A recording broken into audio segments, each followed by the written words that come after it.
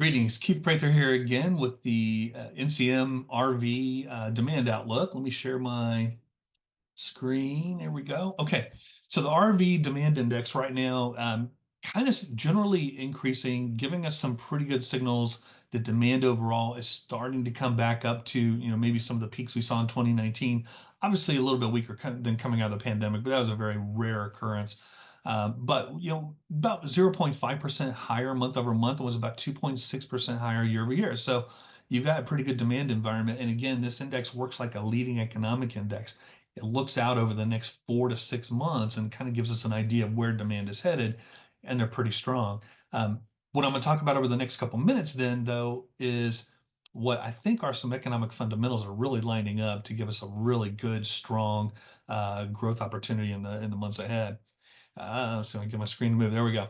So when we look at the retail sales index portion of this, it's still a little bit flat. We're still waiting for some of those consumers that do have the wherewithal to kind of get the interest and get back into the industry. So still about 0.6% higher month over month. And this is through November, which is the latest that we have data available, but still trending about 6% lower year over year. So still a little bit weaker year over year. But again, I think that improves, and I think that picks up in the coming months.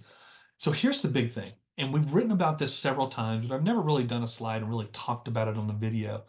So this great wealth transfer.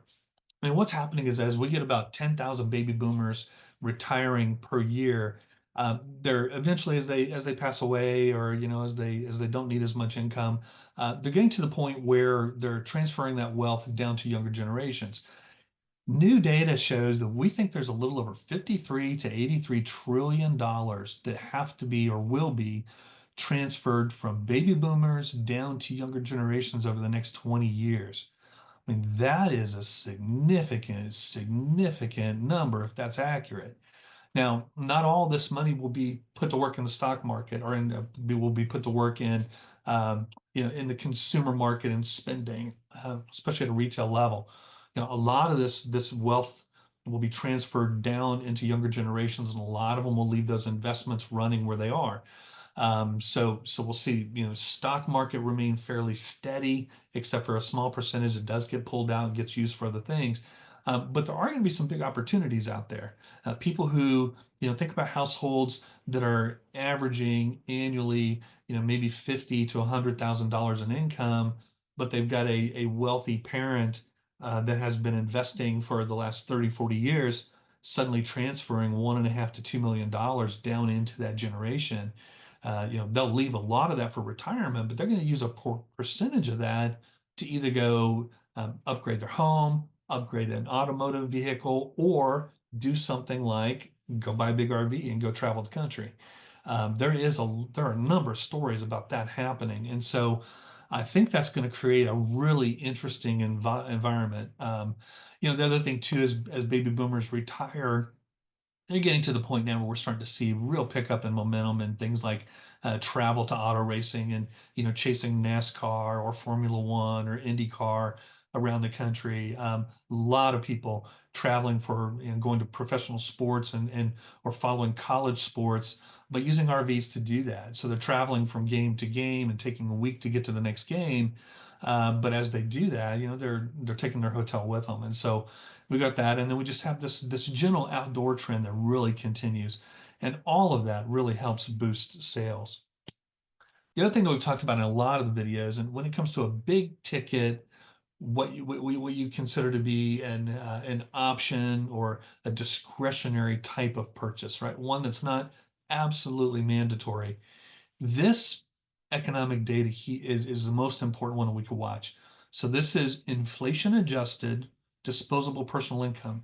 So this is the personal income left over after we've taken care of taxes, usually the mortgage or the rent, maybe basic utilities and food. What's left over is what we have to spend on other stuff. And so we like to see this number higher. During the first Trump term in 2019, disposable income was growing at about a 3.1% rate. You can see that throughout the 2020s so far, it's grown about 2% in the 2010s, right? So from 2010 to about 2019, average was about 2.4%. So the good news is that we're trending a little bit ahead of that decade average between the Great Recession and the pandemic. So that's good. It again creates that positive environment, that good demand environment that should help drive RV sales and other types of, power sports and marine and automotive sales. Um, but the signal right now is that it's decelerating a little bit. This number was about 3.1% 3 months ago when I gave it to you first. And it's now decelerated a little bit for 25. We're getting kind of a weak signal. And then for 26, it's kind of a weak signal. I think these will adjust up. Inflation's coming down, but wages are typically staying stable. So when we have almost a 4% growth rate in wages, and a 2.5 or 2.7% inflation rate, there's a lot of headroom right there for households to be able to dig out and to go make purchases, especially big ticket discretionary purchases. And so, again, I think this will continue to improve. And I do think that these numbers adjust upward in the coming months once we really see what the Trump administration is going to do and how it affects inflation and what the Federal Reserve does in response. There's a lot of things that are going to be kind of moving and changing over the next several months. So in summary, the economy is still doing pretty well. So for Q4, we were growing at about 2.9%. Last year, about 2.5. So we're right in line with that. For 2024, we grew at about 2.7%, which is good. A little bit weaker than 2023, but that's a good, healthy economic growth rate. For 25, the forecast is about the same. The Trump administration thinks it can get about 3% growth. So with all those factors combined, the great wealth transfer, improvement in disposable personal income, what we see good general economic growth. I didn't talk about it. We've got good construction activity, and it looks like construction activity will pick up, which also leads to RV rentals and RV sales. And we've got just a lot of trends that really should be supporting the industry. I know we've got a lot of inventory out there right now, and I know we're trying to move a lot of units, but the Federal Reserve easing interest rates helps with short-term borrowing and lending costs, and I think generally the consumer is more optimistic, sentiment is up. So anyway, it feels like a much better environment moving into 2025. Barring anything major happening in the meantime. So that's what I had for you this month. We'll have more update next month as we finally get through inauguration and we get the new administration in place, really get a feel for what directions it's going to be taking. So we'll have a big update for you next month as well. So in the meantime, stay safe, stay healthy, and we'll see you next month.